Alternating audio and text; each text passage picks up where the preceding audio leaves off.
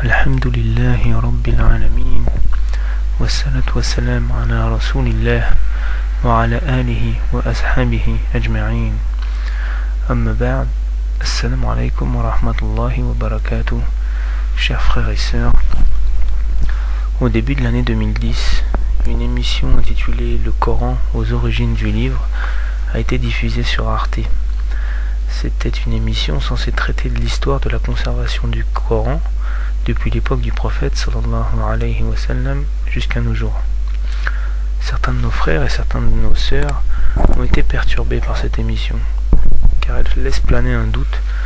Sans le dire clairement, elle insinue que le Coran aurait été modifié, qu'il aurait évolué depuis l'époque de la révélation, et qu'il ne serait donc pas la parole divine protégée par Dieu lui-même, comme l'affirment les musulmans.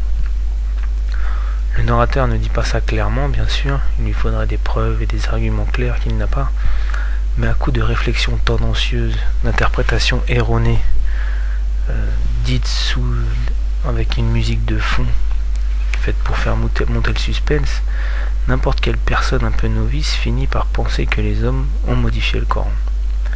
C'est pourquoi j'ai jugé utile de rediffuser cette émission en m'arrêtant sur les passages où une précision ou un éclaircissement est nécessaire pour établir certaines vérités. Je précise que ces commentaires ne sortent pas de ma tête, je vais tout simplement répéter les réflexions d'un shir qui a fait ce travail lors d'un cours. Je vous souhaite un bon visionnage.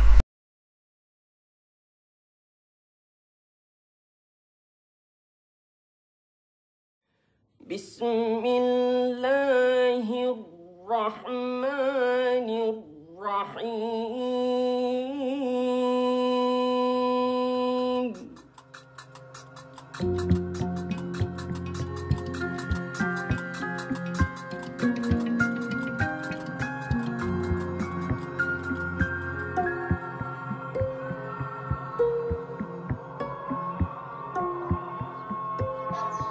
Le Coran, de l'arabe Al-Quran, qui signifie récitation ou lecture, est le livre fondé de l'islam, une religion partagée par plus d'1 milliard de fidèles dans le monde.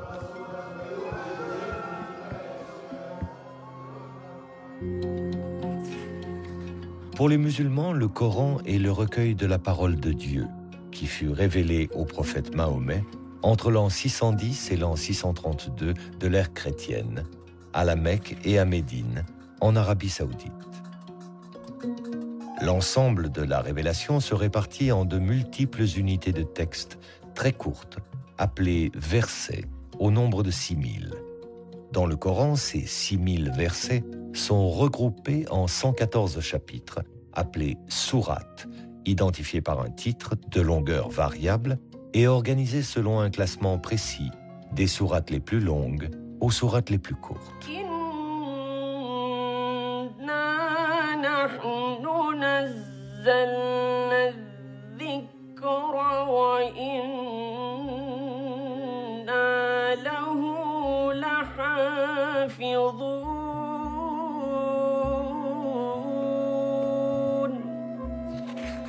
Pour la tradition musulmane, Dieu lui-même est le gardien du Coran. C'est-à-dire qu'il n'y aurait eu tout au long de son histoire qu'une seule et unique version du texte coranique, inchangée depuis 14 siècles.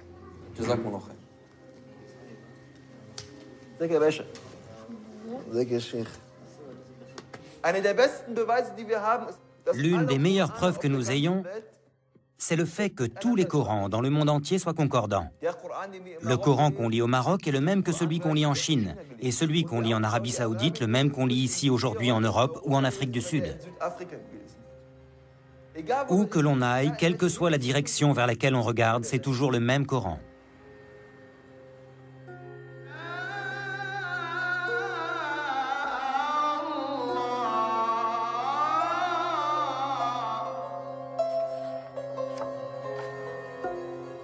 Ce dogme d'un Coran immuable, pilier de la tradition musulmane, allait pourtant être remis en question par des scientifiques européens à la suite d'une découverte totalement inattendue. Alors ici, le narrateur nous dit « Ce dogme va être remis en question par des scientifiques européens ».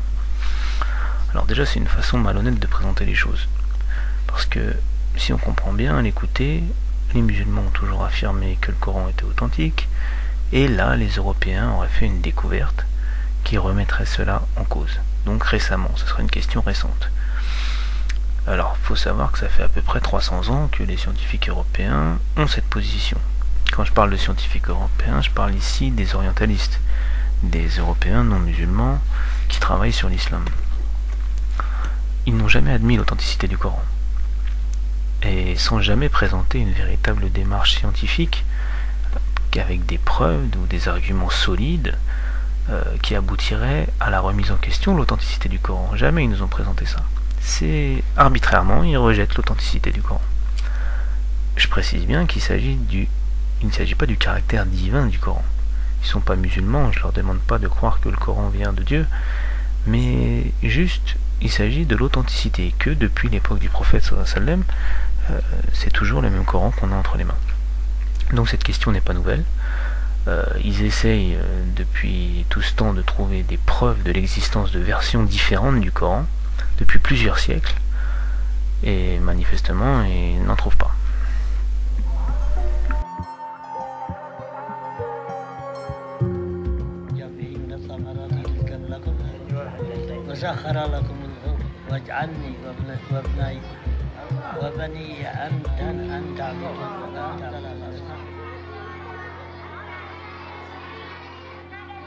En 1972, le toit de la grande mosquée de Sanaa, la plus ancienne de la ville, s'effondre et laisse apparaître une sorte de cache où se trouvaient dissimulés depuis des siècles des milliers de parchemins.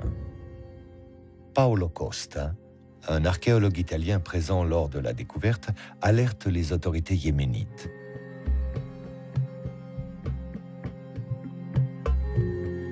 Il s'agirait de fragments de Corans anciens. Une équipe de chercheurs européens procède à une datation au carbone 14 et confirme. Ces fragments datent du tout premier siècle de l'islam, vers l'an 680 de l'ère chrétienne.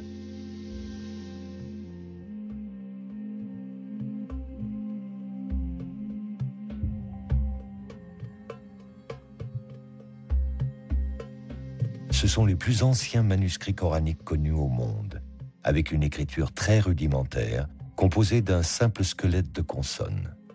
Un fonds inestimable aux yeux des scientifiques européens pour la connaissance de l'histoire du livre saint de l'islam. Ce fonds est actuellement en cours d'étude et c'est par ce biais que l'on a eu de nouvelles informations sur la transmission du texte coranique dans les premiers temps de l'islam.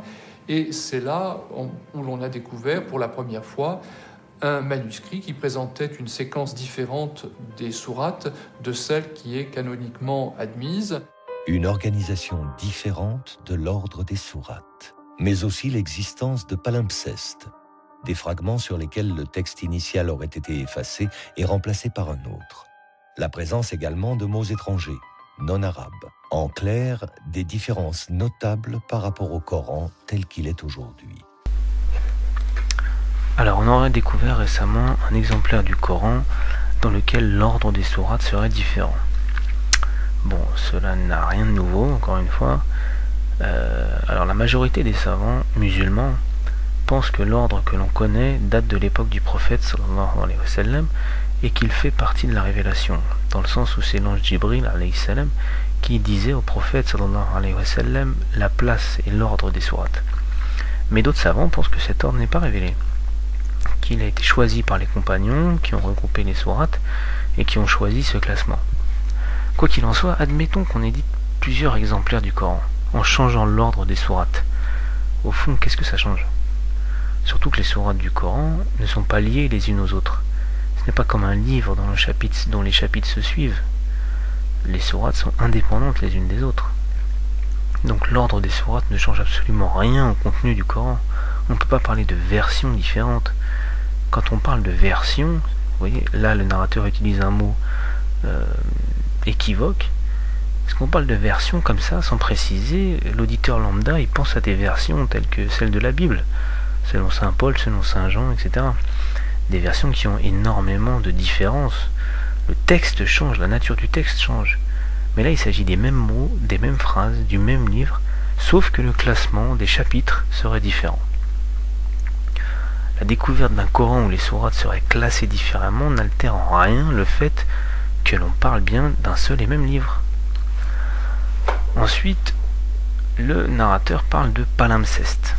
Alors là, on nous met des mots techniques, savants, incompréhensibles, pour rendre tout ça un peu plus mystérieux et suspect. Pour qu'on se dise que, décidément, c'est pas clair tout ça. En fait, un palimpseste, c'est tout simplement un parchemin sur lequel on a écrit une première fois et que l'on a réutilisé après avoir effacé la première écriture. On voit alors les traces des anciennes écritures derrière les nouvelles.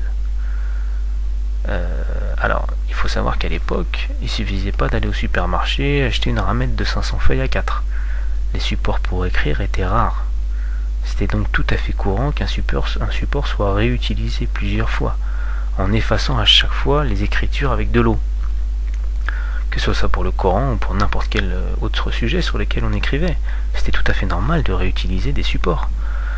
Donc quand on nous dit, on remarque des traces d'écriture qui ont été effacées, avec en plus une petite musique de fond là pour faire monter le suspense, on se dit c'est bizarre ça. On pense tout de suite à une falsification du texte, alors qu'il est bien plus probable que le support a été tout simplement utilisé plusieurs fois et qu'on n'ait pas bien effacé ce qu'il y avait avant, tout simplement. D'ailleurs, je vais vous montrer une photo d'un support que l'on m'a ramené il y a peu de temps d'Afrique. Voilà, c'est un support sur lequel les enfants au Sénégal apprennent le Coran. Vous voyez, c'est une planche en bois et on y voit des traces d'anciennes écritures. On voit que ce support, en fait, il a déjà été utilisé et qu'on l'a réutilisé. On a effacé les anciennes écritures et on a réécrit dessus. Alors ça ne veut pas dire que dans les écoles au Sénégal on modifie le Coran, c'est juste que c'est un support déjà utilisé qu'on réutilise, voilà tout simplement. Alors ensuite on nous parle de mots qui seraient non arabes et qui seraient la preuve d'une falsification du Coran par des non arabes. Alors il faut savoir qu'Ibn Abbas, un compagnon, cousin du prophète sallallahu alayhi wa sallam, et beaucoup d'autres compagnons débattaient déjà du vivant du prophète sallallahu alayhi wa sallam de la présence de mots d'origine non arabe dans le Coran.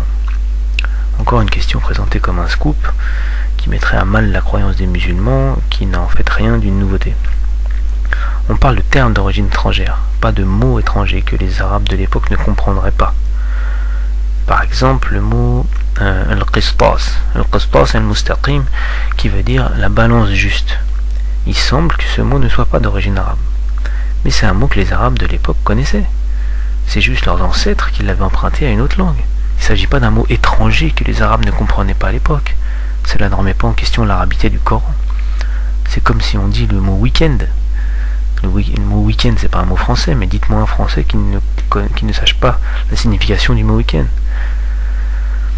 Donc, on récapitule.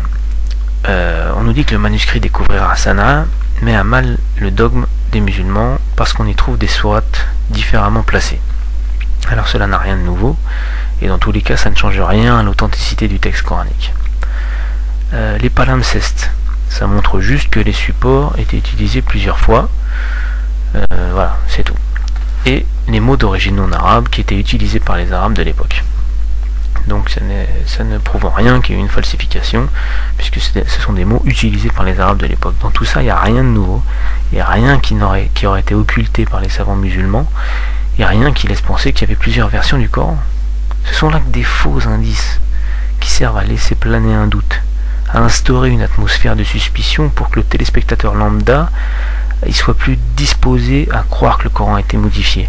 Là, on nous met dans un état d'esprit. Un état d'esprit où on serait propice à penser qu'il y a quelque chose de louche dans tout ça. Alors que ce qui est sûr et certain, par contre, c'est qu'il n'y a pas une ligne dans le Coran trouvée à Sanaa qui ne se trouve pas dans le Coran que nous avons aujourd'hui. Pas une ligne. Le contraire n'est pas forcément vrai, par contre, mais tout simplement parce que le manuscrit trouvé à Sanaa n'est pas le Coran complet, c'est un extrait. Donc on se demande vraiment où sont les différences notables dont parle le narrateur. Le Coran aurait donc eu, comme les autres livres saints, une histoire. Au cours du 1er siècle de l'islam, le texte coranique, son écriture, son organisation, la forme même du livre ont visiblement évolué. Suivant l'expansion de cette nouvelle religion, suivant les conquêtes de nouveaux territoires, l'émergence de versions concurrentes, les jeux de pouvoir religieux et politiques. Subhanallah. Le texte aurait visiblement évolué. Mais de quelle évolution on parle là? Celui qui a eu un petit aperçu des sciences du Coran, il sait comment ça a évolué. La manière d'écrire des Arabes à l'époque était très primaire.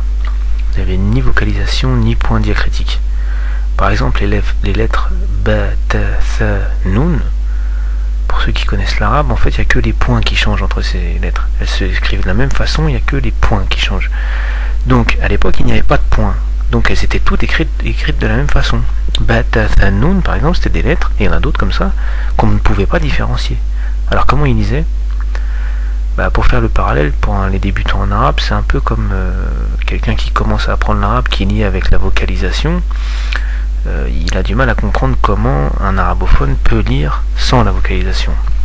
Mais pourtant l'arabophone le fait, c'est instinctif, parce qu'il a été bercé par ce langage. Et d'accord, c'était très difficile à déchiffrer, mais les Arabes à l'époque, ils privilégiaient la mémorisation sur l'écrit. Les manuscrits, c'était que des aides-mémoires en fait. C'est pourquoi l'écriture était rudimentaire, ils s'en servaient pas beaucoup. Ensuite, quand l'islam s'est répandu, pour faciliter la lecture et éviter les erreurs, on a ajouté les vocalisations et les points, pour que les gens puissent lire sans faire d'erreur. Alors c'est sûr qu'un Coran d'aujourd'hui ne ressemble pas au manuscrit ancien. Aujourd'hui on a même un Coran avec un stylet, on pose le stylet, le verset, il donne la traduction, le commentaire, etc. C'est sûr que là il y a une évolution si on parle comme ça par rapport au manuscrit ancien. Mais est-ce qu'on peut dire pour autant qu'il y a des nouvelles versions? C'est de la malhonnêteté intellectuelle, rien d'autre. Parce que les mots sont les mêmes, les phrases sont les mêmes, le texte est le même, c'est le même texte. C'est juste la façon d'écrire qui a été développée pour rendre la lecture plus facile, plus accessible aux non-arabes. C'est tout. Une histoire des origines qui s'écrit aujourd'hui entre tradition islamique et analyse scientifique, et qui appelle les chercheurs européens et les musulmans à croiser leurs récits et leur savoir.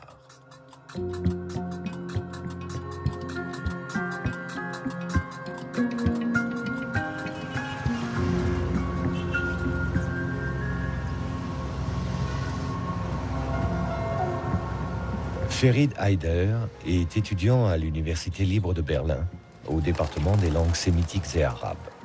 Mais en tant qu'imam, il est à ce titre porteur de la tradition musulmane. Un enseignement qu'il a reçu à l'université Al-Azhar du Caire, au lieu du savoir islamique.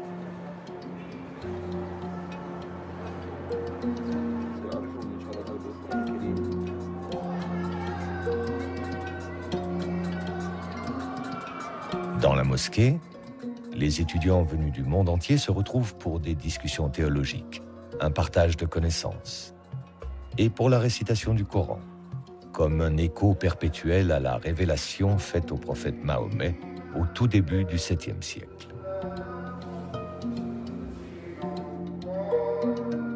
À cette époque, l'Arabie n'était qu'un vaste désert que parcouraient les nomades et leurs caravanes. L'oasis de la Mecque abritait la Kaaba, un sanctuaire où l'on vénérait encore de multiples dieux, des idoles de pierre. Pourtant, les tribus juives et les chrétiens présents en Arabie diffusaient depuis longtemps déjà l'idée de la foi en un Dieu unique. Parmi les habitants de la Mecque, un homme faisait exception. Il s'appelait Mohammed, Mahomet. Marchand caravanier, âgé d'à peine 40 ans, il avait pour habitude de partir méditer seul dans une grotte. C'est là qu'il a reçu, en l'an 610, sa première révélation. Un homme lui apparut. L'homme marcha vers lui et lui dit « Ikra, lis, au nom de ton Seigneur qui a créé. »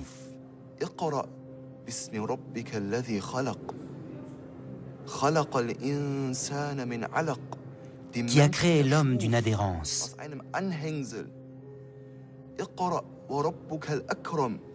Lis. Ton Seigneur est le très noble.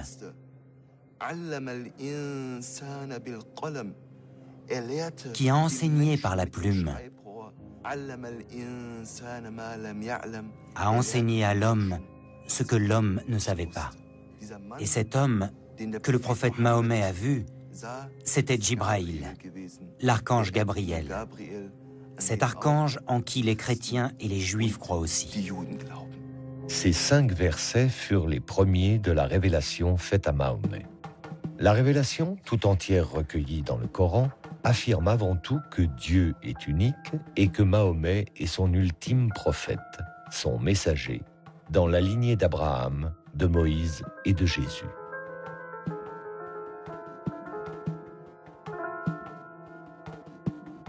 Elle aborde aussi les grands thèmes de la soumission à Dieu, de la récompense des fidèles ou du jugement dernier. Elle annonce enfin la venue d'une communauté nouvelle, celle des musulmans, et édicte les lois qui vont la régir sur le plan des rituels religieux, de l'organisation sociale, de la politique. Au fur et à mesure qu'il les recevait, Mahomet partageait ses révélations avec Khadija, sa femme, puis avec son cousin Ali et ses amis proches, qui allaient former son premier cercle de fidèles, les compagnons. Ensemble, ils apprenaient par cœur chacune des révélations que le prophète continuait de recevoir. Ils les récitaient inlassablement pour ne rien en oublier.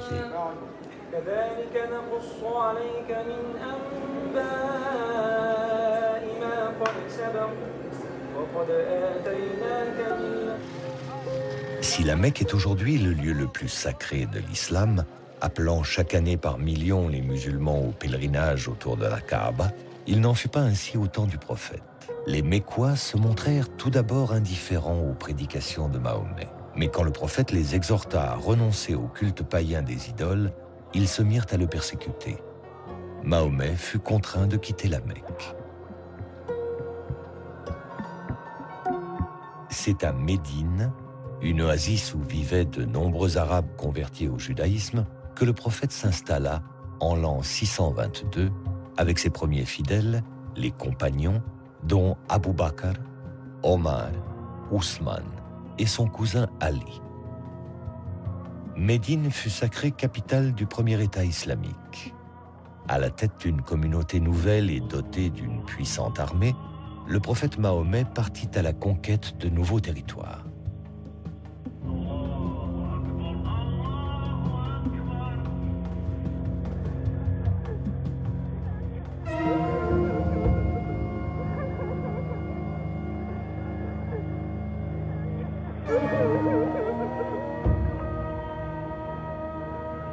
Le prophète meurt en l'an 632.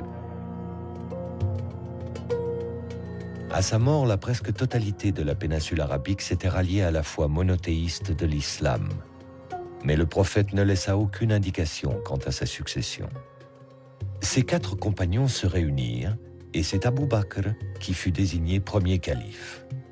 Ali revendique aussi la succession, au nom des liens du sang qui l'unissaient au prophète, mais le califat lui fut refusé. Et c'est cette première divergence qui, 2 siècles plus tard, divisera les musulmans en 2 branches. Les sunnites, aujourd'hui majoritaires dans le monde, qui s'attachent à la lignée des califes Abu Bakr, Omar et Ousmane, et les chiites, qui se rattachent à Ali. Alors qui, une fois le prophète disparu, allait prendre l'initiative de la mise par écrit du Coran? Qui allait faire des révélations un véritable livre? Avec quelle volonté? Strictement religieuse ou déjà politique? Alors voilà un exemple typique d'amalgame, de confusion. Là on associe 2 faits qui n'ont en fait rien à voir avec l'autre, l'un avec l'autre. D'abord revenons sur la succession du prophète sallallahu alayhi wa sallam. Alors en Arabie il y avait un mode de fonctionnement tribal. La succession du pouvoir se faisait par l'appartenance à la tribu, par la filiation. L'islam est venu réformer ça, en plaçant l'appartenance à la communauté de foi au-dessus de l'appartenance à la tribu. Et cela a eu une incidence sur la transmission du pouvoir. Le prophète sallallahu alayhi wa sallam n'a pas laissé de procédure claire, un modèle clé en main au sujet de la succession du pouvoir. Comme sur d'autres sujets, l'islam a posé des grands principes à respecter, mais pour la mise en pratique de ces principes, c'est aux croyants de l'élaborer. Quand le prophète meurt, sallallahu alayhi wa sallam, les compagnons se retrouvent dans une situation inédite, inconnue jusque-là. C'est la première fois de l'histoire que l'Arabie est unie sous un chef. Alors comment on va choisir son successeur? C'est évident que dans ce genre de situation, les avis fusent et les avis divergents.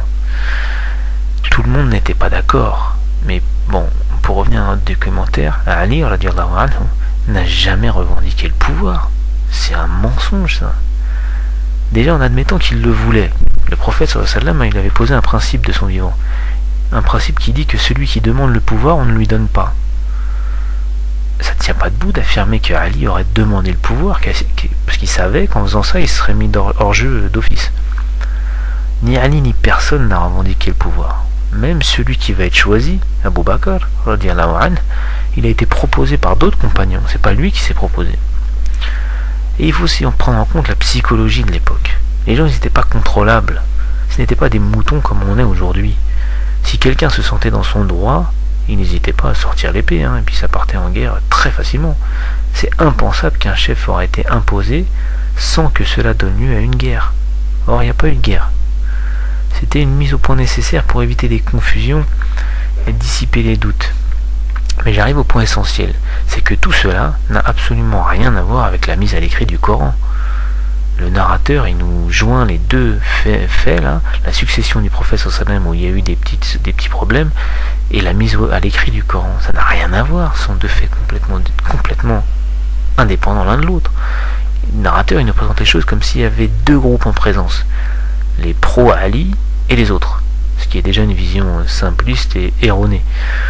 Mais en plus que la question centrale était de savoir qui allait mettre le Coran à l'écrit. Alors ça n'a rien à voir. Vous voulez une preuve? La preuve c'est que plus tard, Ali va arriver au pouvoir. Si les choses étaient ainsi, il aurait dû alors sortir sa version du Coran. Ils vont dire plus tard dans le documentaire, là je m'avance, que son règne était court et qu'il y avait des guerres et donc il n'a pas pu le faire. Mais les chiites depuis, dans l'histoire, pourquoi ils n'ont jamais sorti leur version du Coran? Ils vont dire aussi qu'après avoir subi un massacre, ils vont se résigner à accepter la version de Othman. Mais ensuite, 1000 ans plus tard, aujourd'hui les chiites ils sont en état, en Iran, qu'est-ce qui les empêche de sortir leur version du Coran? Bah rien, sauf qu'elle n'existe pas, tout simplement. Ce qu'il faut surtout retenir, c'est que c'est cette technique de manipulation qui consiste à prendre deux événements, de les simplifier, et de mentir carrément, et de mettre un lien de cause à effet, alors qu'en vérité, ils n'ont absolument aucun lien l'un avec l'autre. Et dans cette transcription de la parole de Dieu, quelle sera la part de l'intervention humaine?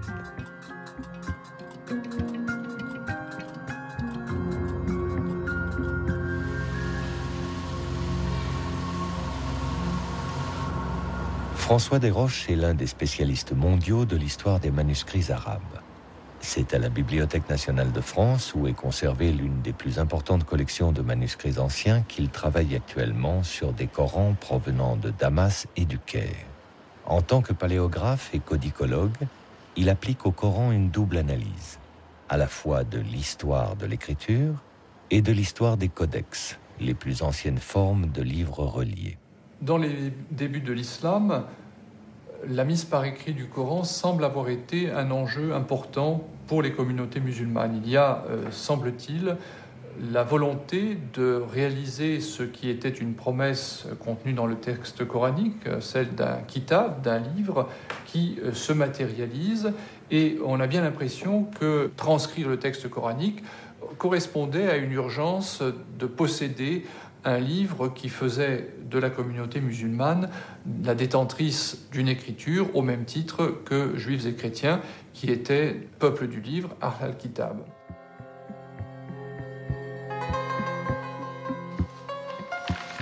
Le manuscrit arabe 328 est l'un des plus anciens exemplaires du Coran aujourd'hui connu. Écrit sur du parchemin, de la peau de mouton, il est daté de la seconde moitié du 7e siècle.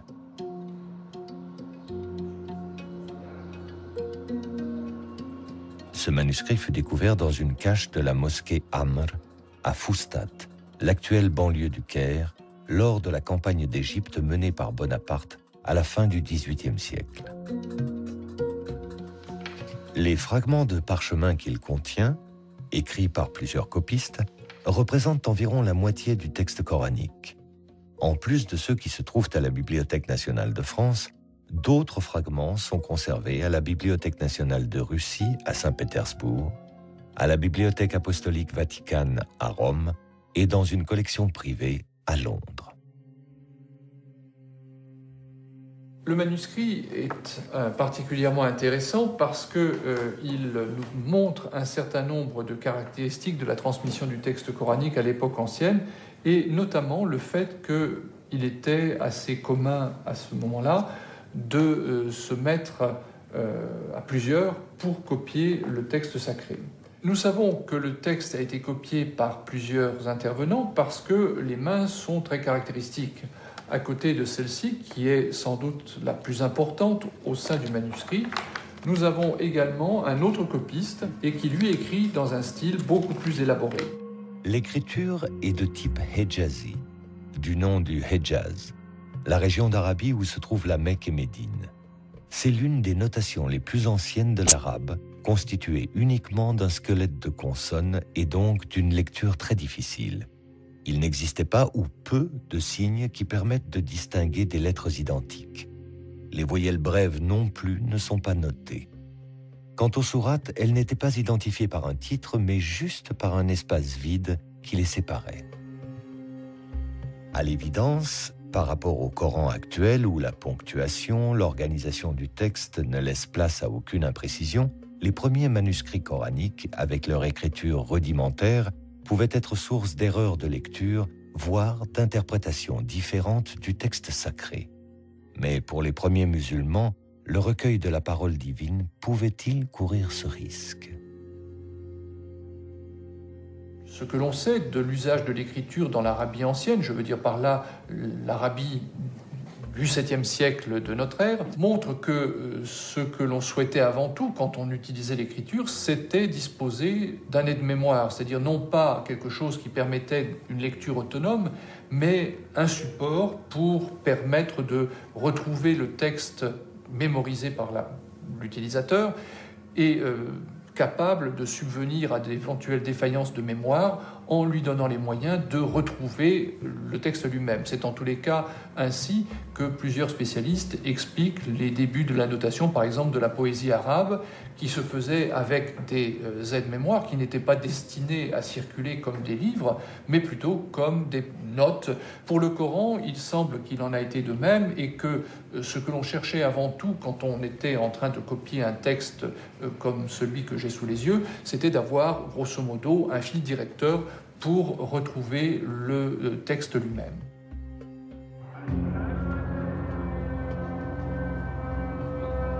Même utilisée comme aide-mémoire, et malgré ses insuffisances orthographiques, la mise par écrit de la révélation coranique montre la grande confiance que témoignaient les premiers musulmans dans la capacité d'un livre à assurer la sauvegarde de la révélation coranique. Restait à donner à ce livre, fût-il encore dans sa forme primaire, un statut central, unique. En un mot, un statut de texte canonique. Cette tâche que s'est consacrée le calife Ousmane, troisième successeur du prophète Mahomet, et dont le récit de la tradition musulmane a établi précisément les conditions et les enjeux. Une petite précision là. Le narrateur dit « Les musulmans ont réalisé l'importance de la présence d'un livre canonique, reconnu, cautionné par une autorité. Et qui s'en charge ? Othman. » Il y a quand même 2-3 éléments à savoir. D'abord, comme j'ai déjà dit, au temps du prophète sallallahu alayhi wa sallam, les Arabes privilégiaient la mémorisation sur l'écrit. C'est pourquoi beaucoup de musulmans connaissaient le Coran par cœur. Ensuite, il s'est passé un événement qui va pousser Othman à officialiser une version, entre guillemets. On verra ensuite qu'est-ce que l'on entend par version. Cet événement est important à connaître pour comprendre pourquoi Othman va faire cette démarche de diffuser une copie du Coran. Dès le début de la révélation, la mise à l'écrit du Coran a commencé par des compagnons lettrés sous la dictée du prophète sallallahu alayhi wa sallam. On sait que tout le Coran a été mis à l'écrit du vivant du prophète sallallahu alayhi wa sallam. Et ça, c'est une étape très importante. Et une étape qui n'est jamais mentionnée par les orientalistes, parce que ça colle pas avec leur conclusion. Ça colle pas avec la conclusion à laquelle ils veulent aboutir en fait. Ils cherchent pas la vérité, ils cherchent à argumenter une conclusion déjà admise à l'avance. Donc à l'époque, ils écrivaient sur différents supports, des peaux d'animaux, des pierres plates, etc. Dès l'année qui a suivi la mort du prophète, sallallahu alayhi wa sallam, le premier calife Abu Bakr charge un compagnon qui était scribe du prophète, sallallahu alayhi wa sallam, qui s'appelait Zayd ibn Thabit, radiyallahu anhu, de regrouper toutes les sourates en un livre. C'est donc un mensonge historique que de dire que cette démarche date de Uthman. Elle remonte à Abu Bakr et même du vivant du prophète sallallahu alayhi wa sallam. Abu Bakr charge donc Zayd de regrouper les sourates en un livre avec des règles strictes pour éviter toute erreur. Il connaissait lui-même le livre par cœur et il confrontait sa maîtrise du Coran avec celle d'autres compagnons pour éviter tout risque d'erreur. Il a donc fait ce livre qui fut conservé par Abu Bakr, puis par le deuxième calife Omar, avant de mourir. Uthman n'était pas encore désigné comme successeur, donc Omar confie la copie du Coran à sa fille et ancienne épouse du prophète sallallahu alayhi wa sallam, Hafsa radiyallahu anha. Hafsa était donc en possession de cette copie officielle jusqu'à ce qu'on rapporte à Uthman que certains groupes divergeaient à propos de la manière de réciter le Coran. Et ces divergences pouvaient engendrer des divisions. Je reviendrai plus tard sur la nature des divergences. Mais Uthman donc demande à Hafsa la copie qu'elle détenait et convoque le même Zayd ainsi que d'autres copistes pour recopier le livre et en faire plusieurs exemplaires, pour la diffuser. Mais il ne fait aucune modification du texte coranique. Ce qui est appelé Vulgate d'Uthman n'est que le Coran assemblé par Abu Bakr, c'est tout. À l'époque du calife Ousmane, l'empire islamique s'est considérablement étendu. Au nord, vers les provinces de Cham, l'actuelle Syrie, mais aussi à l'est, vers les provinces de Perse, et à l'ouest, vers l'Égypte. Ces conquêtes ont incorporé à l'empire des populations converties à l'islam, mais ne maîtrisant pas la langue arabe. Et voilà pourquoi il y eut parmi les musulmans des désaccords concernant la récitation du Coran. Juste un petit commentaire là. On nous dit que la cause du désaccord vient du fait que les terres étaient conquises et des populations non arabes se convertissaient à l'islam. Et plus tard, dans le documentaire, on va nous dire que le désaccord, il vient des différentes versions, les fameuses versions. Et plus loin encore, on va nous dire que ça vient de l'écriture rudimentaire qui ne précise pas assez la façon de prononcer.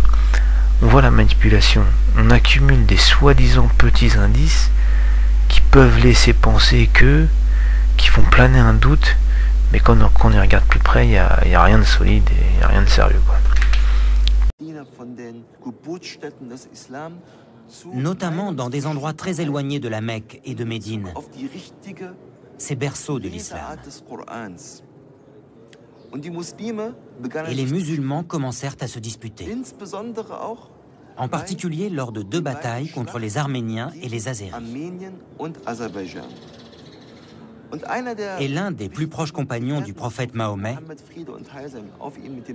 qui portait le nom de Hudayfa, était présent lors de ces batailles. Et quand il s'en revint après avoir vu ces conflits entre les musulmans, il alla sur le champ retrouver Ousmane ibn Affan, qui était le calife de l'époque. Et il dit à Ousmane ibn Affan: « Oh Ousmane, sauve cette Oumma, sauve cette communauté avant qu'elle ne se divise et avant qu'elle ne se dispute au sujet de son livre, comme l'ont déjà fait les Juifs et les chrétiens avant eux. »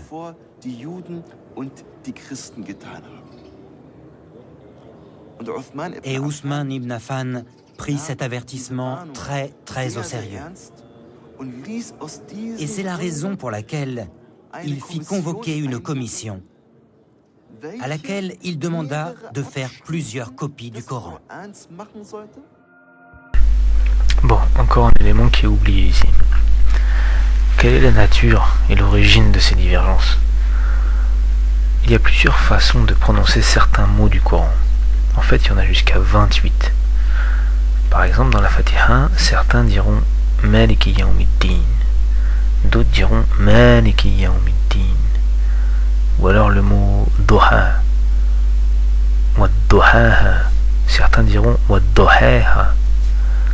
Le mot est le même. C'est qu'une différence d'accent. Ça change rien. Mais dans les premiers temps de l'islam, certains ne connaissaient pas ces variantes et pensaient que la seule façon de réciter le Coran était celle qu'ils avaient apprise. Et parfois ils réagissaient en pensant qu'il ne fallait pas déformer le Coran. Par souci de ne pas déformer le Coran, ils réagissaient quand ils entendaient quelqu'un prononcer différemment certains mots. Et c'est ce qui est arrivé entre deux bataillons militaires, l'un de Syrie et l'autre d'Irak. Ils ont fait un bout de chemin ensemble et ils sont arrêtés pour prier, et ces différences de prononciation ont créé des tensions. Mais d'où viennent ces différences? C'est le genre d'infos volontairement occultées en fait, pour laisser planer un flou. Lorsque Jibril alayhi salam venait enseigner le Coran au prophète sallallahu alayhi wa sallam, il récitait les versets parfois de manière différente, et le prophète sallallahu alayhi wa sallam comprenait qu'il y avait plusieurs façons de réciter. Un jour, Omar a entendu un compagnon réciter le Coran. Il lui a dit que c'était pas comme ça. Le compagnon lui a répondu qu'il avait appris cette façon de la bouche du prophète. Mais Omar répliqua que lui aussi, ils soumirent leur divergence au prophète sallallahu alayhi wa sallam, qui après avoir entendu l'un et l'autre réciter, il dit à chaque fois, c'est ainsi que cela fut révélé. À la mort du prophète sallallahu alayhi wa sallam, les compagnons se sont dispersés dans les provinces du monde musulman et ont enseigné au peuple sur place la façon de réciter qu'eux-mêmes connaissaient. Et souvent les élèves de ces maîtres pensaient connaître la seule façon correcte de réciter le Coran. C'est ce qui est arrivé avec ces deux bataillons qui n'avaient pas connaissance de ces variantes. À la suite de cet incident, Hudayfa va alerter Uthman radiyallahu anhu pour qu'il unisse les musulmans sur une façon de réciter pour qu'ils ne se divisent pas avec le temps. De Médine, les copies furent envoyées vers les principales villes de l'Empire musulman. Vers la Mecque, Basra, Koufa, Damas et le Caire. Le calife Ousmane imposait ainsi sa version officielle que la tradition musulmane retiendra comme la Vulgate d'Ousmane, la forme canonique du texte coranique qui, encore aujourd'hui, est la version de référence. La version de Uthman. En fait, c'est la version de Abu Bakr, radiyallahu anhu, qui elle-même était celle écrite du vivant du prophète sallallahu alayhi wa sallam. C'est le Coran, tout simplement, qui date du temps du prophète sallallahu alayhi wa sallam. Encore un mensonge placé en disant Uthman imposa sa version. Mais l'imposition de cette vulgate se fit au prix de décisions despotiques. D'autres versions du texte coranique existaient dans l'Empire, concurrentes, avec un nombre de versets ou une organisation différente des sourates. Alors, un nombre de versets différents. Donc on sera en présence d'un texte différent. Alors ceux qui connaissent le Coran, ils savent que même aujourd'hui, il n'y a pas une unanimité chez les savants musulmans sur la façon de compter les versets. Pour une raison très simple, et quand on veut faire une montagne de rien du tout, voilà ce qui se passe. Alors en fait, par exemple, la sourate al-Baqarah, elle commence par Alif, Lam, Mim. Alif, Lam, Mim sont trois lettres arabes qui ne forment pas un mot. Ce sont des lettres disparates, comme on dirait ABC. Alors ça commence Alif, Lam, Mim, et ensuite Dhalika al-kitabu la rayba fihi hudal lil muttaqin. Bon, je vais pas revenir sur la présence de ces lettres, mais certains considèrent que ces lettres ne sont pas un verset. Et ils commencent à compter les versets à partir de la deuxième ligne, celle que je viens de dire. Et puisque cela se représente plusieurs fois dans le Coran, plusieurs fois il y a ces lettres disparates. Donc à la fin, on arrive à un nombre de versets différents. C'est-à-dire que ces lettres, par exemple Alif, Lam, Mim, certains vont dire voilà le premier verset de la sourate. D'autres non. Ils ne considèrent pas ça comme un verset. Donc comme ça arrive plusieurs fois dans le Coran, au bout d'un moment, le nombre de versets diffère. Est-ce qu'il y a des nouveaux passages? Non. Des mots effacés? Non. C'est juste une manière de compter les versets qui est différente, mais le texte est le même. Voilà les décisions despotiques de Uthman. C'était de admettre une façon de compter les versets. Et l'ordre différent des sourates, je ne vais pas revenir dessus, on en a déjà parlé. Les plus connues furent celles de Ali, le cousin du prophète Mahomet, qui, selon la tradition chiite, aurait compté 3 fois plus de révélations coraniques que la Vulgate d'Ousmane. et celle d'Ibn Mas'ud, qui fut lui aussi un des proches du prophète. Donc on n'aurait qu'un tiers du Coran. Et les deux tiers, alors, ils sont où? On va voir un peu plus tard un manuscrit de l'époque. Faut savoir le manuscrit, il fait 80 kilos. C'était énorme, les manuscrits de l'époque. Donc ils sont les deux tiers qui manquent. Comme j'ai dit tout à l'heure, je le répète, un peu plus tard, Ali va être calife. Il aurait pu sortir son exemplaire du Coran s'il existait. Pourquoi il l'a pas fait? Et après, tout au long de l'histoire, les chiites, soi-disant, pourquoi ils sortent pas leur version du Coran? Aujourd'hui, ils ont un état, qu'est-ce qui les empêche?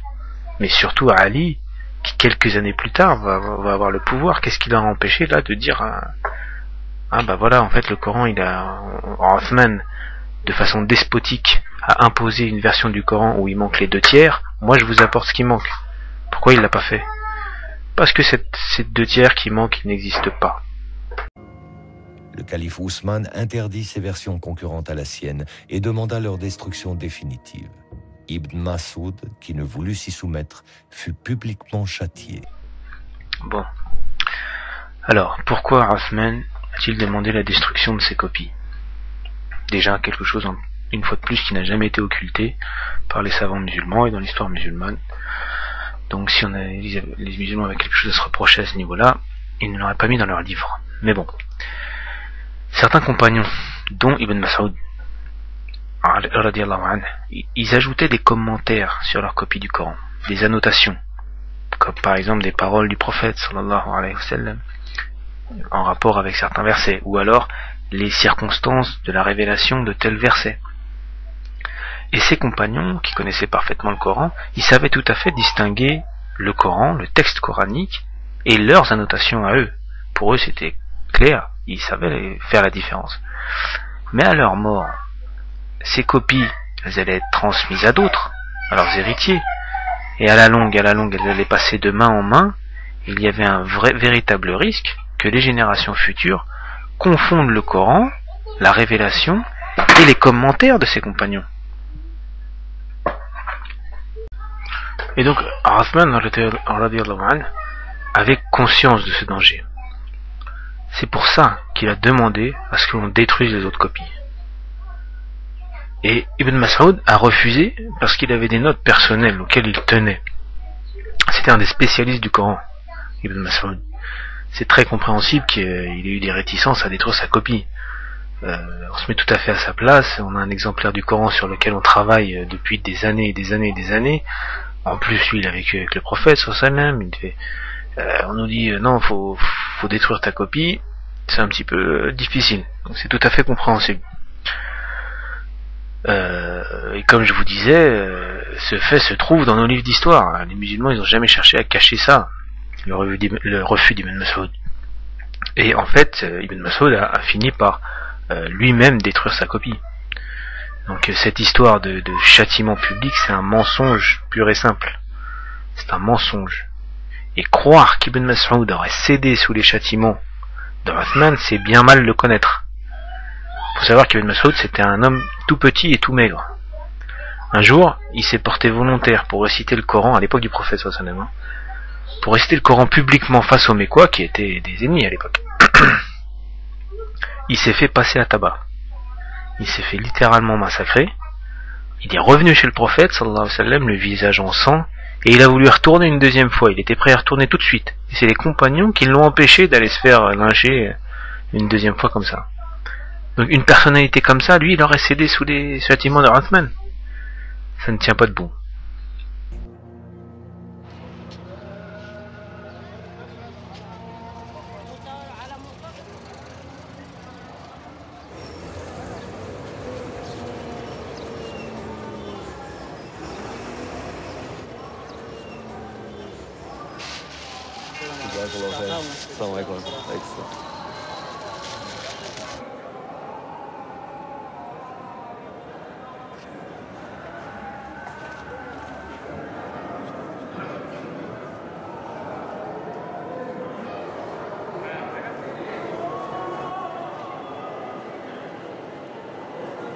La Vulgate ousmanienne, objet de foi autant que de pouvoir, fut porté au rang d'objet de dévotion par la tradition musulmane.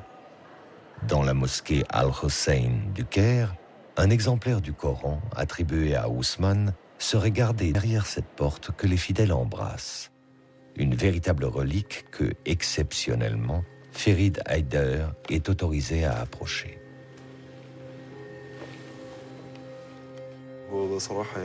À vrai dire, c'est un très grand moment pour moi. Ceci est bien l'un des exemplaires du Coran qui a été écrit à l'époque d'Ousmane. Que Dieu soit satisfait de lui. Tout simplement, on s'accorde pour dire que ce Coran est l'une des 6 copies que le calife Ousmane avait ordonné d'écrire. On peut voir les pages et prendre connaissance de cette écriture. Il est grand au nom d'Allah. Il n'y a ni ponctuation ni voyelle. Bismillah.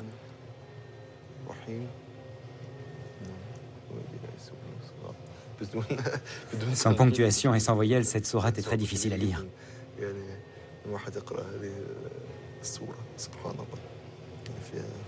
Je peux voir la dernière page?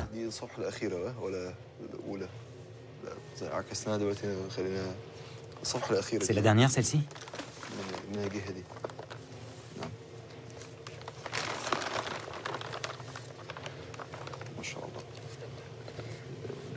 C'est la dernière. C'est la sourate An-Nas. Les hommes, n'est-ce pas? Oui, gloire à Dieu. C'est grandiose. C'est incroyable quand on y pense. Que ce Coran ait été écrit de la main de l'un des vénérés compagnons. Que Dieu soit satisfait d'eux. Il y a d'autres informations que l'on doit connaître au sujet de ce Saint-Coran?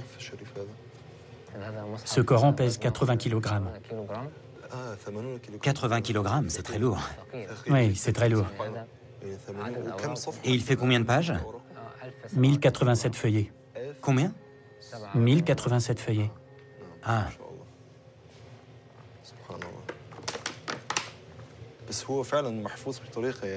Franchement, la conservation est superbe. Il a plus de 1400 ans, c'est vraiment très très ancien. Si vieux et malgré cela, gloire à Dieu, on dirait qu'il a été écrit il y a à peine 100 ans. Dieu est grand. C'est merveilleux. On dit qu'il y a des taches de sang dans ce Coran. Je ne sais pas à quelle page elles se trouvent. Pourtant, elles existent bel et bien, mais j'ignore où.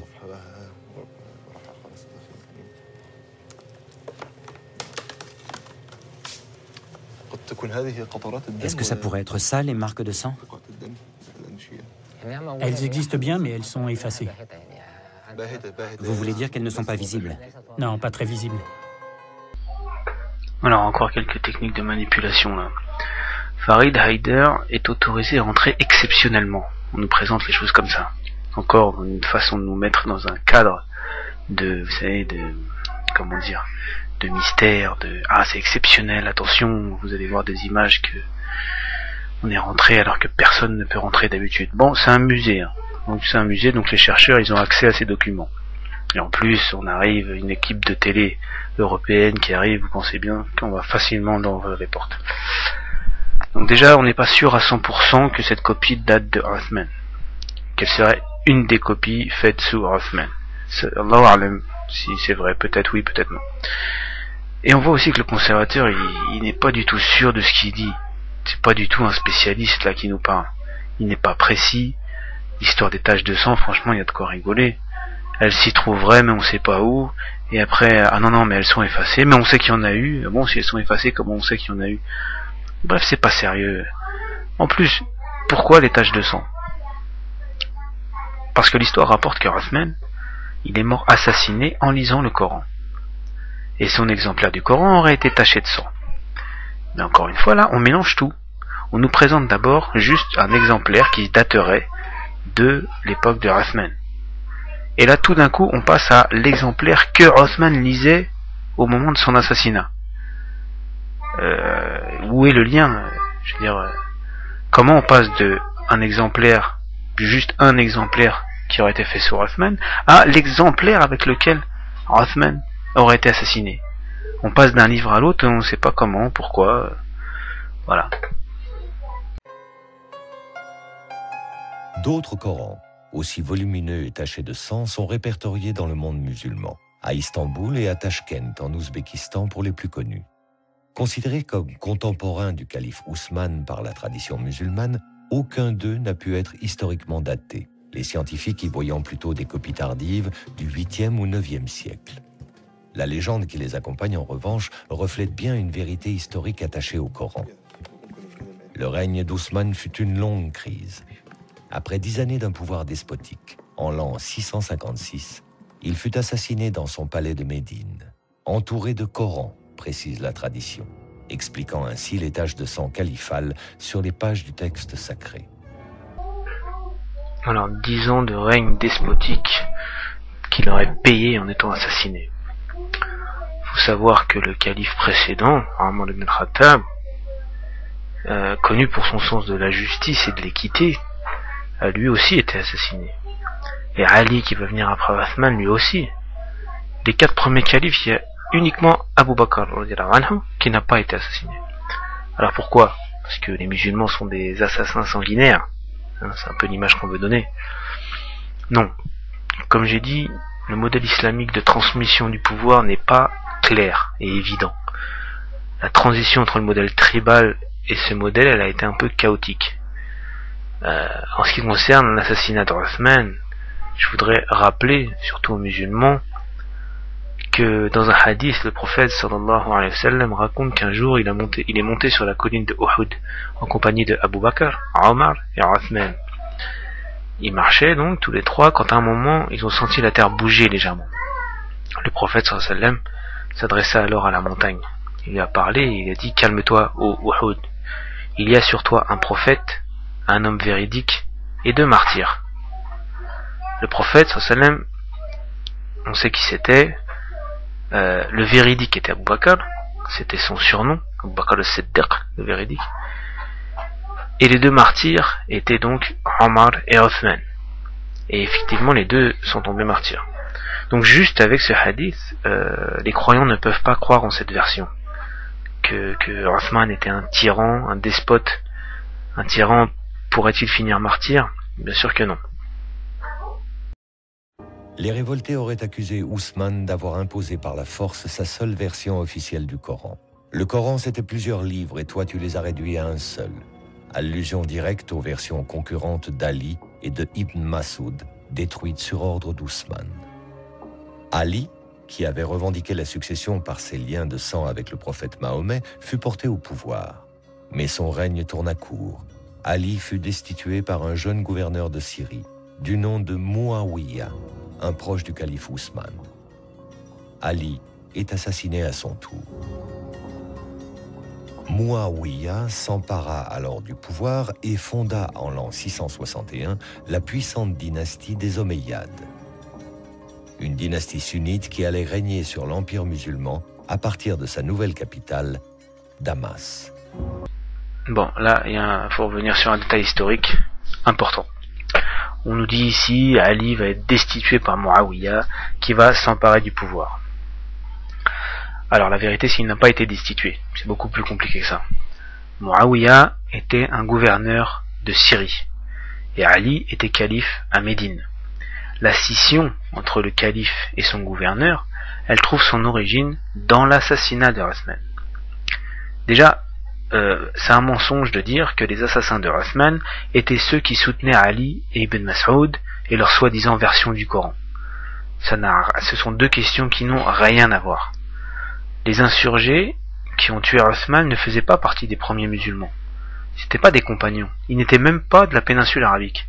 C'était des peuples fraîchement convertis, originaires d'Irak et d'Égypte, et qui n'avaient rien à voir avec les compagnons. Donc, au moment de l'assassinat de Othman, sa femme, qui était présente, elle a pris un coup d'épée et elle a perdu des phalanges, des doigts.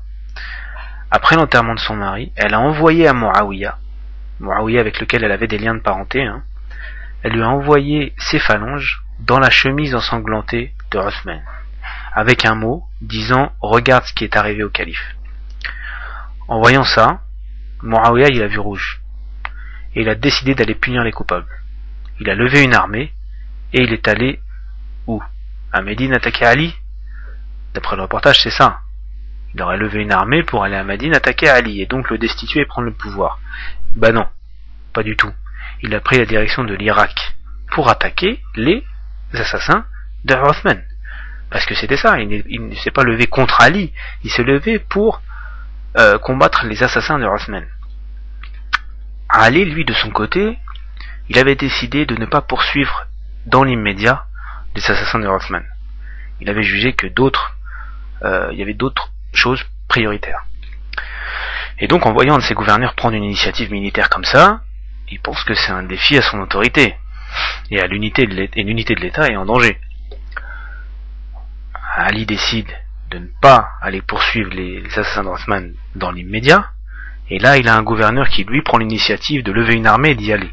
C'est clairement un défi à son pouvoir. Donc il mobilise aussi une armée pour arrêter Muawiyah. Si une action doit être menée contre les insurgés, c'est à lui de décider de la faire, puisque c'est lui le calife. C'est suite à cela que les deux compagnons vont se trouver face à face. Ce n'est pas le fait de vouloir destituer le calife Ali et de prendre le pouvoir, c'est pas ça. Cette guerre fratricide va durer quelques années. Et de cette guerre est sorti un groupe que l'on appelle les Kharijites, ou les Khawarij. Eux n'ont pas de chef qui veut le pouvoir, mais ils raisonnent ainsi. Leur raisonnement, c'est la communauté s'est divisée à cause de ces deux-là, donc Ali et Muawiyah, on va les tuer tous les deux. Ils vont faire un complot contre Ali et un complot contre Muawiyah. Mais ils vont réussir à tuer Ali, mais pas Muawiyah.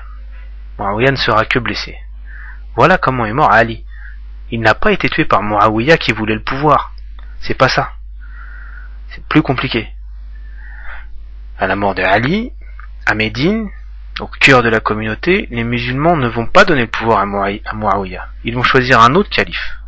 Le fils de Ali, Al-Hassan. Al-Hassan, au bout de quelques mois, en voyant les divisions dans la communauté musulmane, après ces années de guerre, il va décider de renoncer au pouvoir. Pourquoi ? Pour préserver l'unité de la communauté. Il sait qu'il a en face un homme fort et soutenu en la personne de Muawiyah, et que si l'un des deux n'abandonne pas, la scission du monde musulman sera inévitable. D'ailleurs, on a un hadith du prophète sallallahu alayhi wa sallam qui avait dit, en parlant de son petit-fils Al-Hassan, parce que le fils de Ali était donc le petit-fils du prophète sallallahu alayhi wa sallam, il a dit Allah réconciliera par lui, donc Al-Hassan, Allah réconciliera par lui deux grands groupes de ma communauté. Donc le prophète sallallahu alayhi wa sallam avait prédit ce qui allait arriver, que grâce à Al-Hassan, l'unité de la communauté allait être sauvegardée. C'est donc pas Muawiyah qui a destitué Ali et s'est emparé du pouvoir. Vous voyez bien que les choses sont plus compliquées, ce n'est pas vrai, c'est un mensonge historique que de dire ça.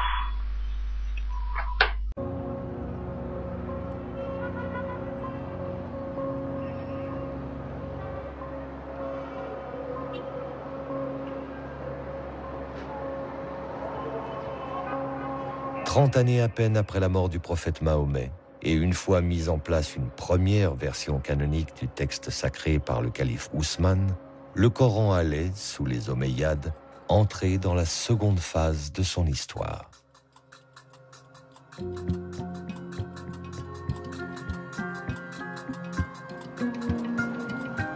En déplaçant sa capitale de Médine à Damas, l'Empire musulman situait désormais le siège de son pouvoir religieux et politique dans un environnement plus complexe, voire plus hostile que ne l'était l'Arabie. Il fallut d'abord faire face à la révolte des chiites, menée par le fils d'Ali, Hussein, qui sera massacré à Karbala, en Irak, décapité par les armées omeyyades lors d'une bataille. Bon, encore une petite précision à donner là. L'assassinat de Hussein, le frère de Hassan, le fils de Ali, n'a rien à voir avec le Coran, et même avec la religion, c'est une question politique. Al-Hussein ne revendiquait pas le pouvoir, c'est faux quand il dit que l'État musulman, donc le pouvoir musulman, a dû faire face à la révolte des chiites menée par Al-Hussein. Non, c'est pas vrai. Al-Hussein n'était pas chiite, ça n'a rien à voir. Il ne revendiquait pas le pouvoir, mais il avait remarqué l'augmentation de l'injustice sous le pouvoir omeyyade. Bon, petite précision, nous sommes là des années après Muawiyah. Il s'agit de Muawiyah est mort et son fils lui a succédé, c'est des années plus tard. Sayyidina Hussein, il a décidé de combattre l'injustice du pouvoir par les armes. Ce n'est donc ni pour le Coran, ni pour prendre le pouvoir, ni... Non. Il considérait que le pouvoir était injuste, il a décidé de prendre les armes. Par contre, il est vrai que le pouvoir omeyyade va réprimer le mouvement de façon sanglante. C'est une page noire de l'histoire de l'islam. Il ne s'agit absolument pas de l'occulter. Il ne s'agit pas d'idéaliser cette histoire. Ce sont des êtres humains, hein, donc avec ces passages regrettables. Et aussi, voilà, comme je disais, les partisans de Hussein ne sont pas des chiites tels qu'on l'entend chiites aujourd'hui. Bon, ça serait trop long à expliquer, mais ce n'était pas une question de chiites contre sunnites. Ce n'était pas les sunnites omeyyades et les chiites pro al-Hussein. Non, non. Faut pas voir les choses comme ça, ce n'est pas comme ça. Le Hussein s'est fait massacrer par le pouvoir omeyyade. C'est une page noire qu'on ne renie pas, mais ça n'a rien à voir avec le Coran. Et voilà. Et Hussein ne cherchait pas à prendre le pouvoir. Il voulait combattre l'injustice.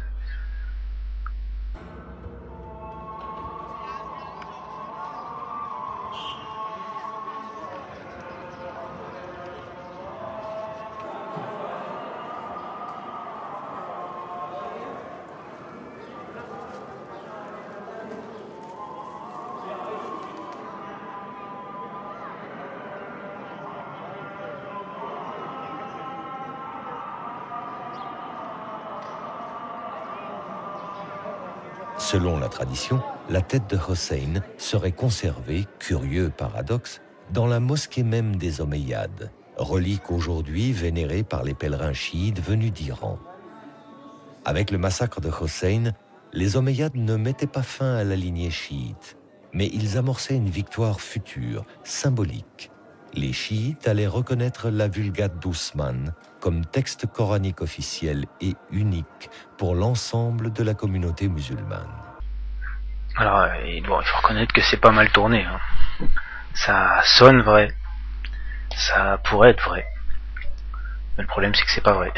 Et qu'on n'a aucun fait historique, aucun témoignage, aucun document qui laisse penser que ces chiites contestaient le Coran avant le massacre de Hussein. On n'a rien, c'est juste des paroles en l'air qui dit que la révolte des chiites, de ces soi-disant chiites, aurait un rapport avec le Coran. La version du documentaire, en fait, cette version-là, elle sert à éliminer la question de pourquoi est-ce qu'ils n'en ont jamais parlé. Soi-disant, ça serait avec le massacre de Hussein, c'est pour ça qu'ils n'en auraient pas parlé. Mais la question, elle reste toujours posée.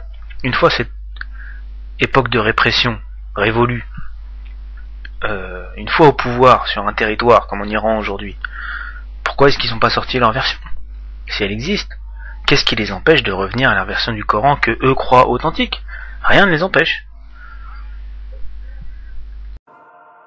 L'autre défi, d'importance, se trouvait du côté de Byzance et de son puissant empire chrétien gréco-oriental, lui-même héritier de l'empire romain. Les conquérants arabes musulmans lui avaient déjà ravi les provinces de Syrie et d'Égypte, mais pour le calife Muawiyah, l'influence de Byzance sur la Méditerranée restait un obstacle pour lui qui voulait porter l'islam vers l'Ifriqiya, la porte de l'Afrique du Nord.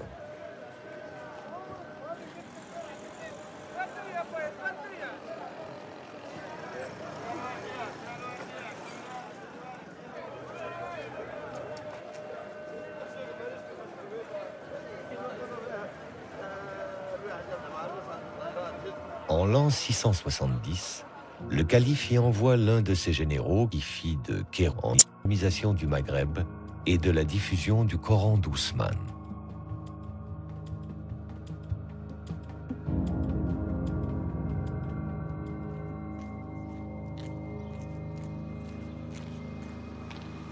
Le général y édifia une grande mosquée et les fidèles musulmans nouvellement convertis y furent regroupés autour du seul et unique Coran d'Ousmane.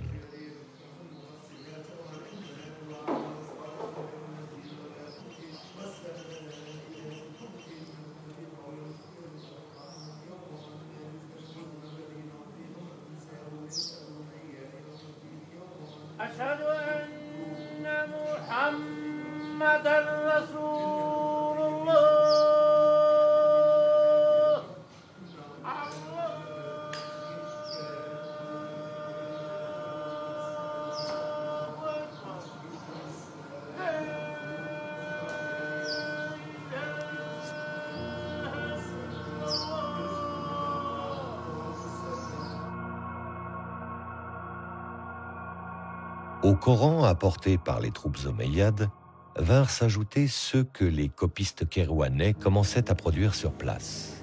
Ils allaient ainsi constituer l'une des plus grandes bibliothèques coraniques des premiers temps de l'islam, et dont il subsiste aujourd'hui une rare collection de quelques dizaines de milliers de fragments.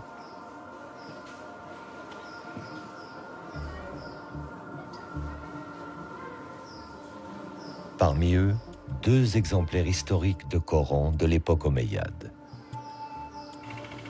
Considéré aujourd'hui comme patrimoine de la ville, témoin de l'histoire de Kérouan, l'analyse de ces Corans anciens fut récemment des roches.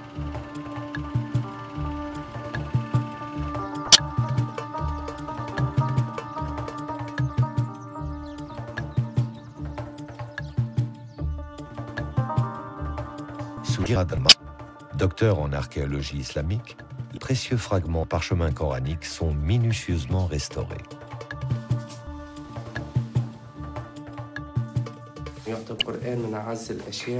Le Coran est considéré comme l'une des choses les plus précieuses pour la communauté musulmane. Le Coran occupe une place très particulière dans le cœur de chaque musulman. C'est pourquoi, lorsque je restaure un manuscrit sur lequel sont écrits des versets du Coran, cela éveille un autre restaurateur en moi. Quand je restaure un manuscrit, en général, j'essaie de faire la plus belle restauration possible, de la plus belle forme, pour que le manuscrit se conserve au mieux. Mais quand je restaure un manuscrit coranique, ça me procure un sentiment de plénitude, un sentiment de bonheur réellement indescriptible. Car on préserve une chose investie d'une valeur culturelle et humaine qui, pour l'islam, est unique.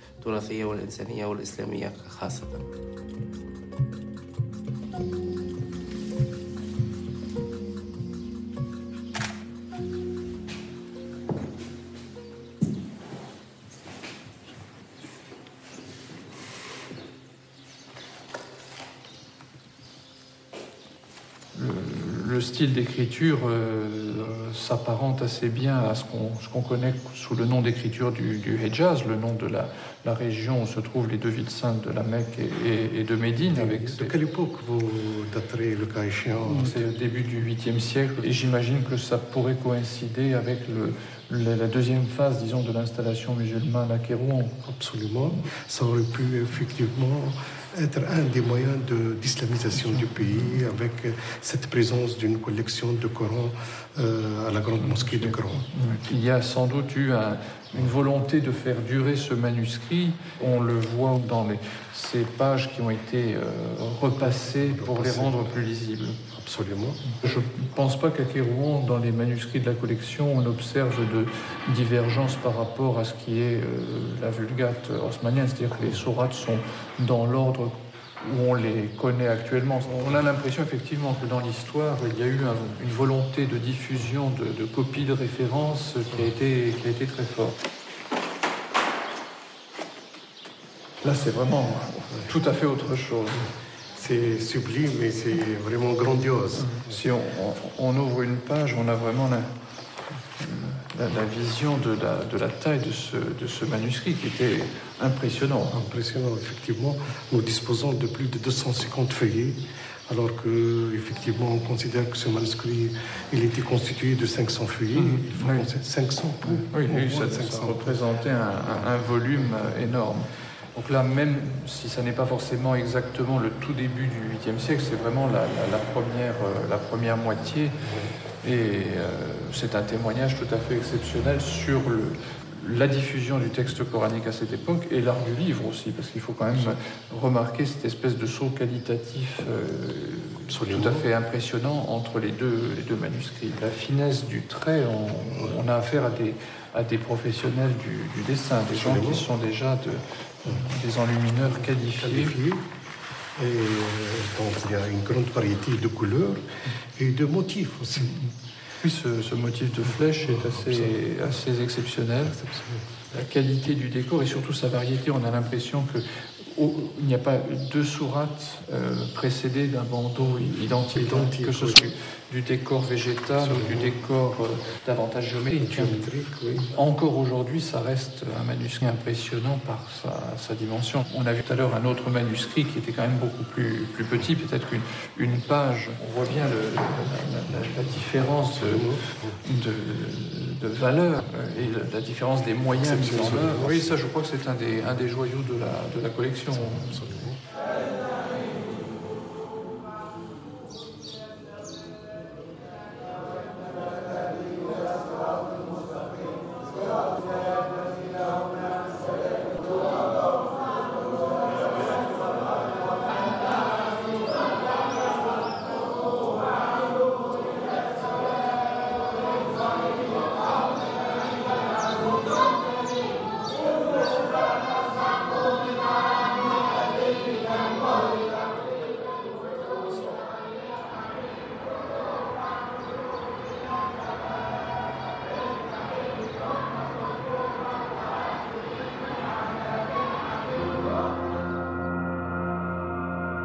Avec des territoires conquis de la Méditerranée aux confins de l'Asie centrale, l'islam pouvait affirmer sa puissance face à l'empire chrétien de Byzance comme troisième et dernière religion révélée.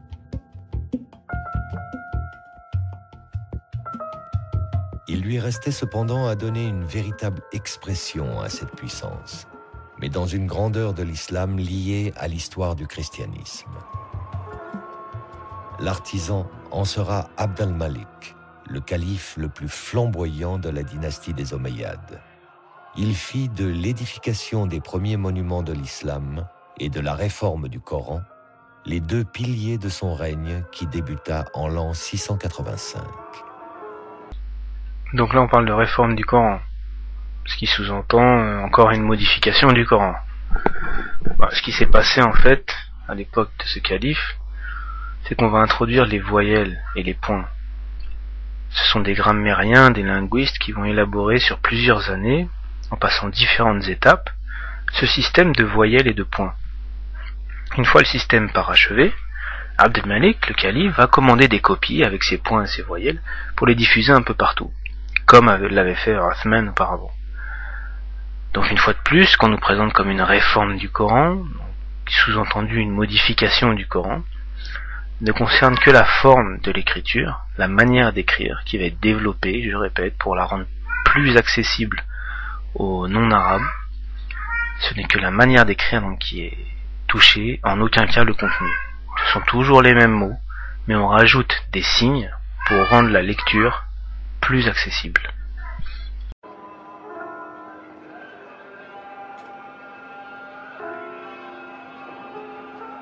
Sur l'emplacement même de la mosquée, avant que la région ne soit conquise par les musulmans, se trouvait une petite église dédiée à Saint Jean le Baptiste, une figure chrétienne présente au Coran sous le nom de Yahya. Son tombeau fut gardé au centre de la salle de prière et il est toujours, aujourd'hui, vénéré par les musulmans.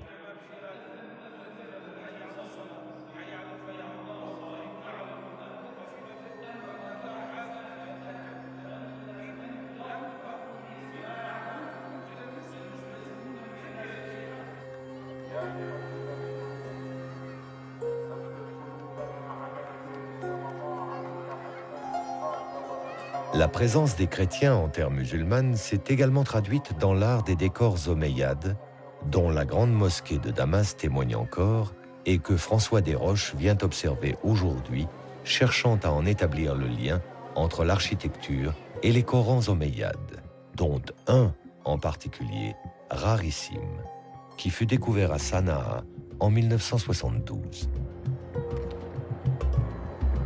Les décors vont être sans doute la façon la plus directe de percevoir les changements qui sont opérés et qui introduisent une synthèse entre le savoir-faire des sujets chrétiens ou juifs de l'Empire arabe et les besoins des nouveaux maîtres.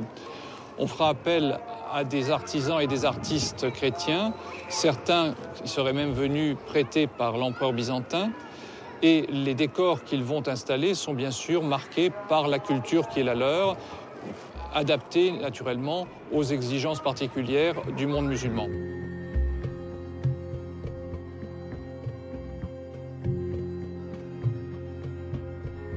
On peut faire des parallèles extrêmement précis entre ces mosaïques chrétiennes dont je parlais à l'instant et les décors des Corans.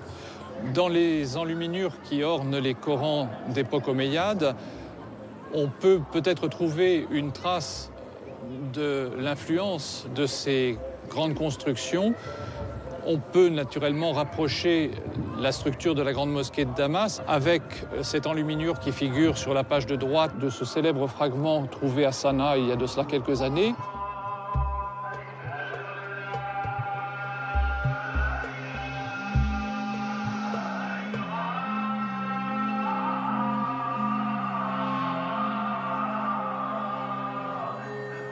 Dans un empire où les musulmans non arabes sont désormais majoritaires, il fallait, pour le pouvoir omeyyade, souder la communauté musulmane, lui donner une cohérence, une unité. Comme lors des califats précédents, le Coran en sera l'outil, mais plus comme un simple aide-mémoire, comme pu l'être jusqu'alors avec son écriture rudimentaire.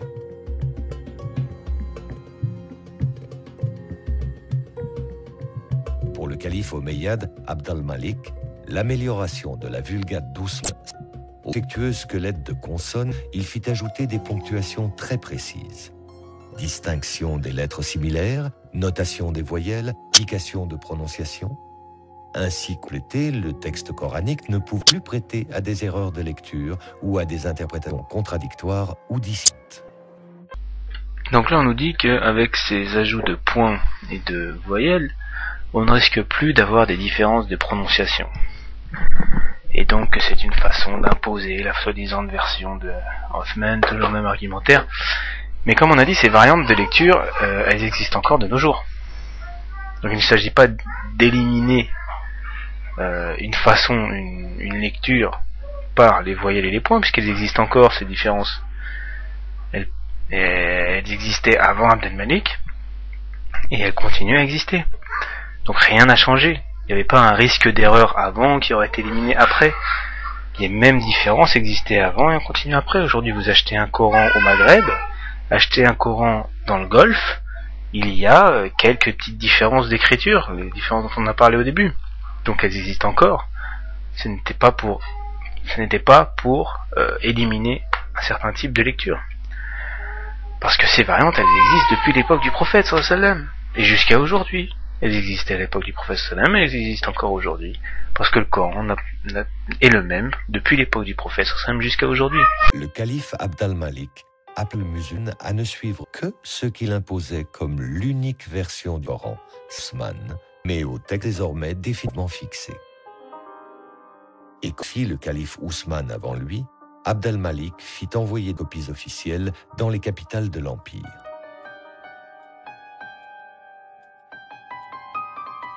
Moins d'un siècle à peine après la disparition du prophète Mahomet, l'islam, au même titre que les deux religions révélées, détient son livre. L'œuvre du calife Ousmane et sa volonté d'un Coran unique et unifié sont enfin accomplies. Et encore une fois, voilà, on en remet une couche. Le Coran est l'œuvre de Othman, une œuvre qui a été peaufinée avec le temps, etc., etc. Bon, on va pas revenir sur ce qu'on a dit, c'est faux, ça ne tient pas la route une seconde, une véritable étude scientifique. Le Coran n'a pas du tout été élaboré par Othman, et la version du Coran qu'on aurait n'a pas du tout celle de Othman, c'est celle du prophète sallallahu alayhi wa sallam. Et voilà, on voit bien qu'il n'y a pas, si vous récapitulez un petit peu tout ce qu'on a dit, il n'y a pas un seul argument vraiment sérieux et valable et indéniable dans toute leur construction, rien du tout. Ce n'est que du vent et un flou qu'on laisse planer autour de cette question par le biais de manipulation, avec l'image, avec la musique, avec les mots, avec la narration, mais il n'y a rien de sérieux, quoi. Je vais laisser se terminer le documentaire. Je voudrais juste revenir sur 2 petits points qui me semblent importants. Tout d'abord, comme j'ai dit au début, ne croyez pas cette posture qui est fausse, disant que, soi-disant, oui, nous sommes prêts à croire ce que vous dites, les musulmans, mais on est désolé, hein, mais on a fait une découverte scientifique qui prouve que c'est faux ce que vous dites.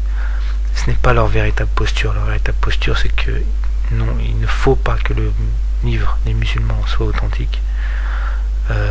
Donc on va tout faire pour trouver des preuves comme quoi il ne l'est pas et il en existe d'autres versions. Et ça fait, je vous ai dit, plusieurs siècles qu'ils ont utilisé de toutes les armes pour essayer de prouver ça. Et ce reportage est une arme de plus, mais ils n'y arrivent pas et ils n'y arriveront pas, bien sûr. Et sinon, juste, je voulais revenir sur le frère Farid Haider, un frère dont je ne conteste certainement pas l'intention. Je suis sûr que s'il regardait le reportage, il ne serait pas d'accord avec la position du reportage. Mais il faut voir comment, avant de s'engager dans des projets, bien réfléchir, bien prendre du recul et bien voir si on va vraiment servir l'islam ou pas. Il faut tous qu'on se pose cette question avant de s'engager dans des projets. Parce qu'on peut être récupéré, comme le frère a été récupéré, et à notre insu, contre notre volonté, donner du crédit à quelque chose qui est fait contre l'islam. Parce qu'en mettant un musulman dans le reportage, ce musulman leur donne de la crédibilité. Il est là pour ça, pour les rendre crédibles, pour rendre tout ça crédible. Et donc il a été utilisé, manipulé. Il faut que tous on fasse attention. Les bonnes intentions, ça ne suffisent pas. Il faut l'intelligence, parce que nos ennemis, eux, utilisent de tous les stratagèmes possibles. J'espère que ce travail a été profitable, qu'Allah accepte nos actions. N'hésitez pas à la diffuser. Et je vous remercie de votre attention. Wassalamu alaikum wa rahmatullahi wa barakatuh.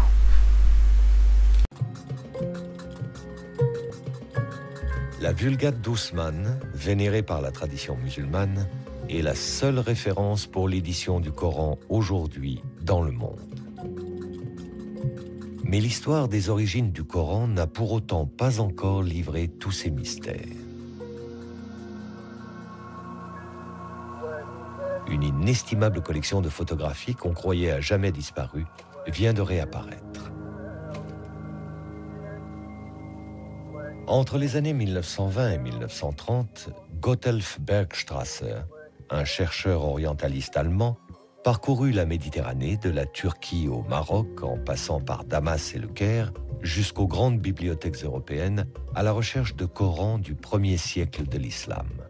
Il en photographia les pages par milliers, constituant ainsi l'une des plus riches sources d'informations sur l'histoire du Coran. Dans la lignée des grands orientalistes allemands, Gotthelf Bergstrasser avait pour projet d'approfondir la recherche sur le texte coranique. Mais son rêve s'est levé en pleine guerre, en 1944. L'Académie des sciences de Bavière a été bombardée. On déclara les archives détruites, anéanties. Les archives de Bergstrasser avaient été en fait volontairement dissimulées, peut-être par crainte à l'époque d'engager une analyse du Coran probablement jugée trop sensible. Retrouvées en 2007, elles ont été confiées à une unité de recherche de l'Académie des sciences humaines de Brandebourg, appelée Corpus Coranicum, et dirigée par le professeur Angelika Neuwirth.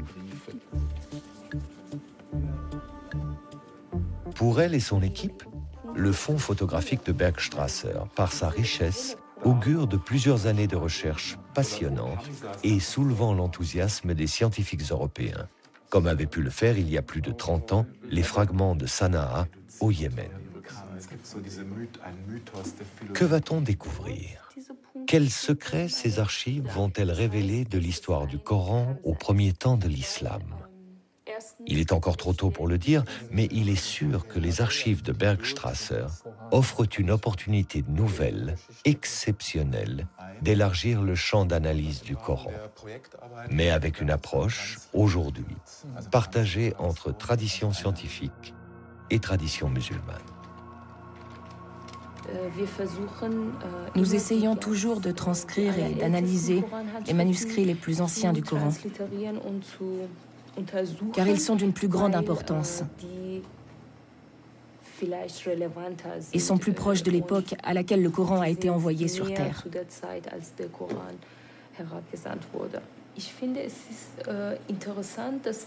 Il me semble intéressant que les musulmans s'impliquent eux aussi dans ces travaux. D'abord pour savoir quelles sont les recherches menées ici, avec quelle méthode, et ce que l'on pense du Coran en Occident. Ensuite, si les musulmans prennent part à ces études orientalistes, cela leur permettra peut-être de faire changer des opinions parfois défavorables à l'islam et au Coran, qui sous-entendent que tout cela est faux. C'est vraiment passionnant de transcrire ces manuscrits coraniques. On voit par exemple, quand on lit une sourate, la 20e sourate par exemple, je l'ai transcrite 3 ou 4 fois. Et maintenant, je la connais par cœur.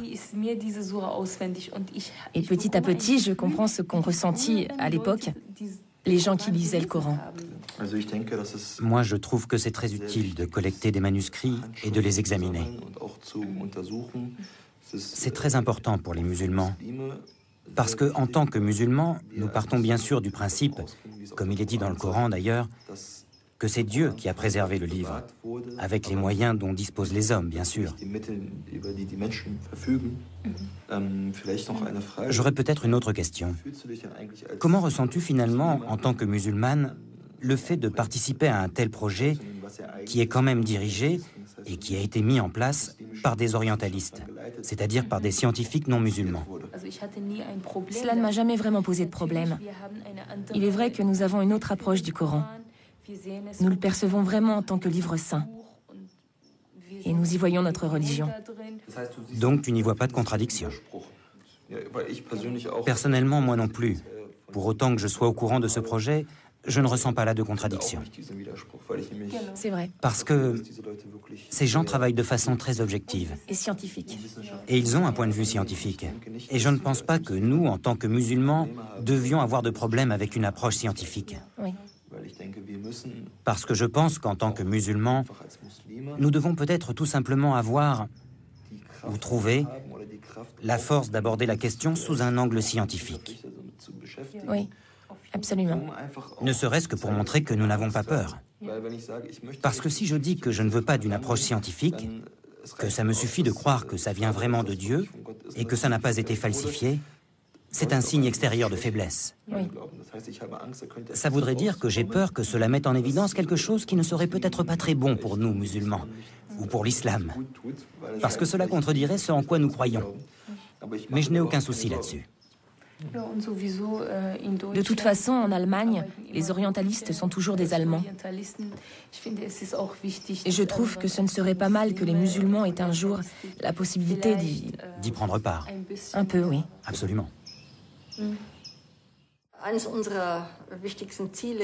L'un de nos premiers objectifs est de partager nos propres constatations ou nos propres points de vue sur le Coran avec des musulmans.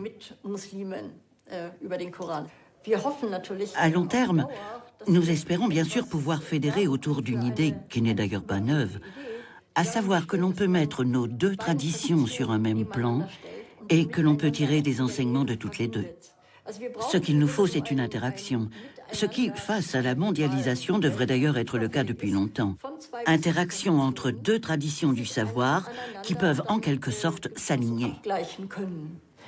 En ce sens, nous sommes dans le même bateau que les musulmans et nous ne voulons en aucun cas pratiquer notre recherche coranique de façon, comment dirais-je, académique, alors qu'il y a des millions de musulmans qui sont curieux, qui s'intéressent et qui disposent eux-mêmes d'un savoir que nous n'avons pas. Si nous voulons vraiment nous approcher du Coran, nous avons besoin d'une étroite collaboration avec des érudits musulmans. Sans eux, ce n'est pas possible.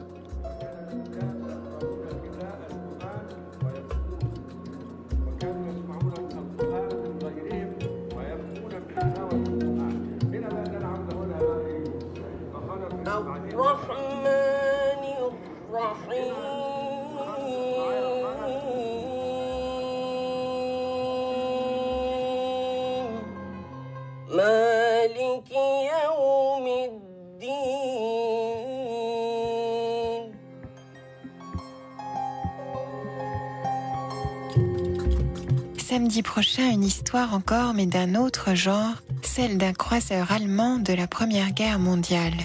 Mais la soirée continue dans un instant avec un thriller politico-financier oppressant et efficace.